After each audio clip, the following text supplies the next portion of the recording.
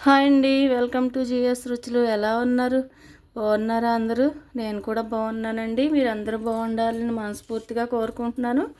ఈరోజు రెసిపీ వచ్చేసి పెసరపప్పుతో మనం కిచిడి చేసుకుందామండి. మంచి హెల్దీ కిచిడి.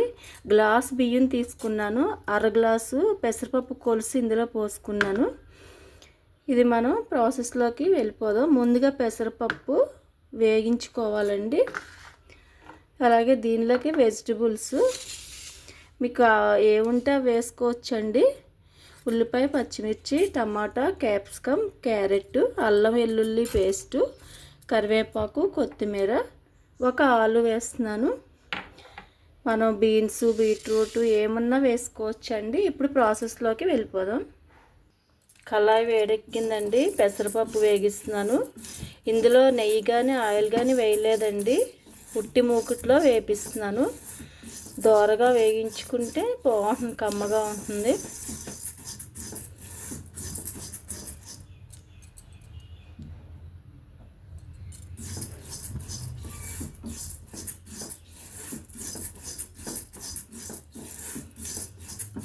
చాలా హెల్దీ రెసిపీ అండి.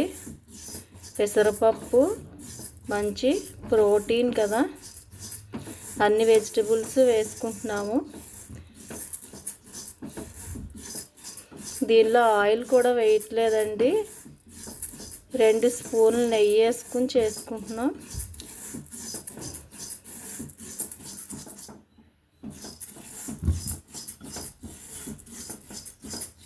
సరిపోతుందండి. లైట్గా కలర్ మారింది.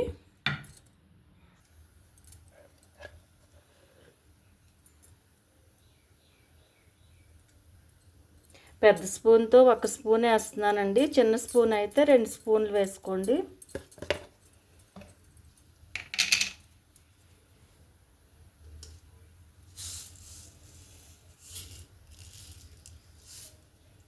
దీనిలో పప్పులేమి వేయక్కర్లేదు.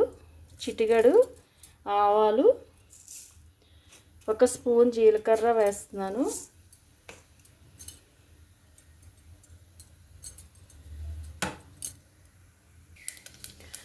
పెసరపప్పు వేసుకుంటున్నాం కదా, అందుకని పప్పులు ఏమీ అవసరం ఉండదు. కరివేపాకు,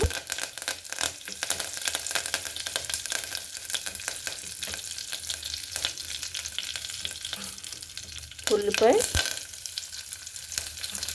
చిన్న ఉల్లిపాయ చీలికలుగా కట్ చేసుకున్నాను. 3 పచ్చిమిర్చి తీసుకున్నానండి.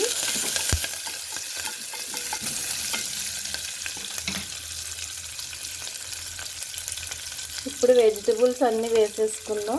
క్యారెట్, క్యాప్సికమ్, టమాటా,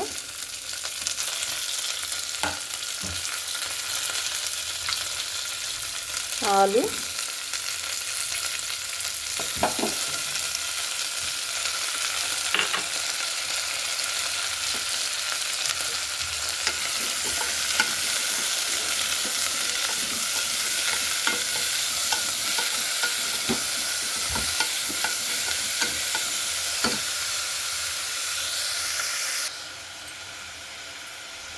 అల్లం వెల్లుల్లి పేస్ట్ వేసేస్తున్నాం.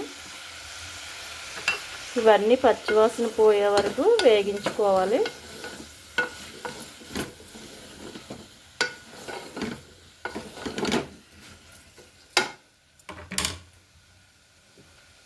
మూత పెడదాము. ఇవి మగ్గే లోపల బియ్యం, పెసరపప్పు కడిగేసుకుని తెచ్చుకుందామండి. వేగించిన పెసరపప్పు, బియ్యం 2-3 సార్లు కడిగి తెచ్చుకుందాం.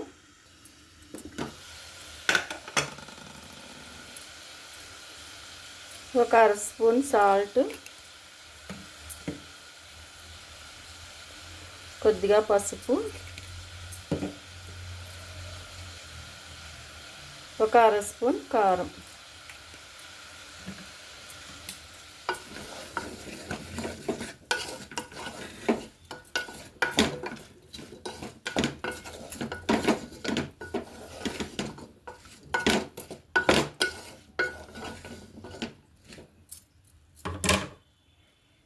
ఇప్పుడు బియ్యం, పెసరపప్పు కడిగేసి పెట్టుకున్నానండి. వేసేస్తున్నాము. గ్లాస్ బియ్యం, అర గ్లాసు పెసరపప్పు వేసానండి.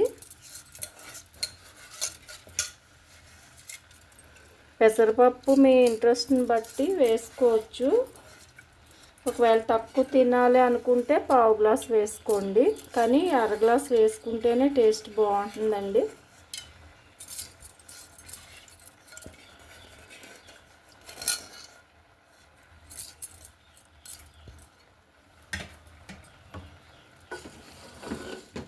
ఈ నెయ్యి తాలింపులో ఇది కూడా బియ్యం పెసరపప్పును కూడా ఒకసారి వేగనిద్దాము.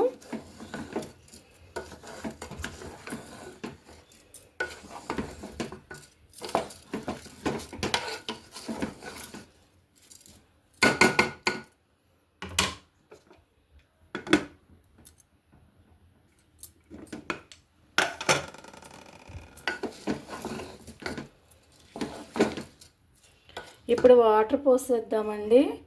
3 గ్లాసుల వాటర్ పోస్తున్నాను.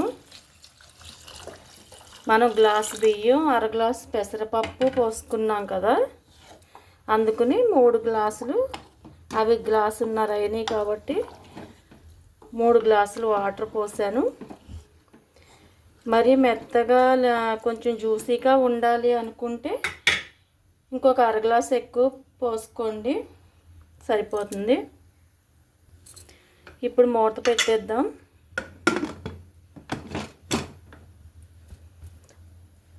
3 విజిల్స్ వచ్చాక తీసుకుందాం.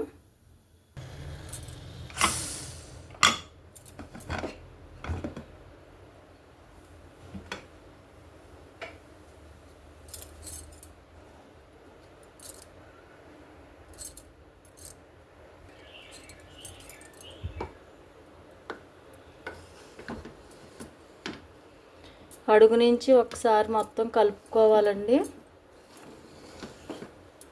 అయిపోయింది పెసరపప్పుతో కిచిడి. ఇది మన ఫ్రైడ్ రైస్లాగా, బిర్యానీలాగా పొడి పొడిగా ఉండదండి. పెసరపప్పు ఉంటుంది కదా, దీన్నే కొంతమంది కొద్దిగా పల్చగా లిక్విడ్గా చేసుకుంటారు. అలా కావాలంటే ఇంకొక అర గ్లాస్ వాటర్ ఎక్కువ పోసుకోవాలి. అయిపోయిందండి. ఇప్పుడు మనం సర్వింగ్ బౌల్లోకి తీసేసుకుందాం. పెసరపప్పుతో వెజిటబుల్ కిచిడి. పెసరపప్పుతో వెజిటబుల్ కిచిడి అండి. చాలా టేస్టీగా కమ్మగా ఉంటుంది. ఇందులో ఎలాంటి స్పైసీస్ వేయలేదు. మనం మసాలా పొడి కానీ రా మసాలా కానీ ఏమీ వేయలేదు. మీకు ఒకవేళ మసాలా కిచిడి చేసుకోవాలనుకుంటే తాలింపులో రా మసాలా వేసుకోండి. కానీ వేసవకాలం ఇలా చేసుకోవటం వల్ల చాలా చాలా టేస్టీగానే ఉంటుంది. పొట్టకి హాయిగా ఉంటుందండి తిన్నాక కూడా. ఇది రైతాతో కానీ ఏదన్నా రోటి పచ్చడితో కానీ తింటే బాగుంటుంది. నేనైతే రైతా చేశాను. తప్పనిసరిగా ట్రై చేయండి. ఇది చిన్న పిల్లల దగ్గర నుంచి అండి, సంవత్సరం పిల్లల దగ్గర నుంచి పెద్దవాళ్ళ వరకు ఎవరైనా తినొచ్చు. అందరికీ కూడా మంచి హెల్తీ ఫుడ్ ఇది. తప్పనిసరిగా ట్రై చేయండి. ట్రై చేసి ఎలా ఉందో కామెంట్ పెట్టండి. అలాగే వీడియో నచ్చితే లైక్ చేయండి, షేర్ చేయండి, సబ్స్క్రైబ్ చేసి నన్ను సపోర్ట్ చేయండి. Thank you.